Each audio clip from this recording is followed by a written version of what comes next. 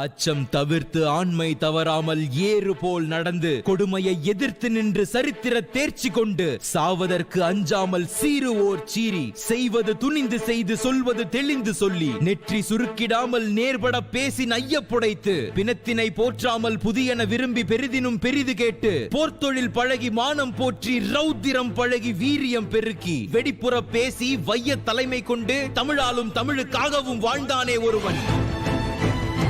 சித்தனை போல திரிந்த சித்தனும் அல்ல, பித்தனை போல அலைந்த பித்தனும் அல்ல, ஆனால் தமிழ் பித்து பிடித்த சித்தன்.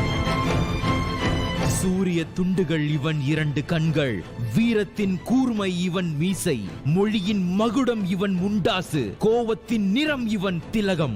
மக்கள் மனதில் விடுதலைக்கு வித்திட்டவன், மனதில் உறுதி வேண்டுமென முழக்கமிட்டவன்.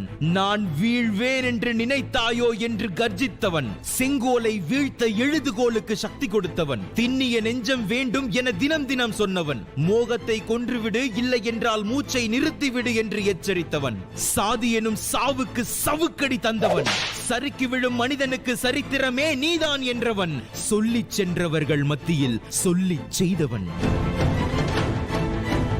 அச்சமில்லை அச்சமில்லை என அஞ்சாமல் வாழ்ந்த அக்னி பறவை இவன். இந்திய பத்திரிகையில் கார்ட்டூனை அறிமுகம் செய்து காவியங்கள் படைத்தவன். புலவனாய் பத்திரிகையாளனாய் சுதந்திர போராட்ட வீரனாய் பன்முகம் தோற்றம் கொண்ட இவன் புகழ்பாட 1000 காரணம் உண்டு.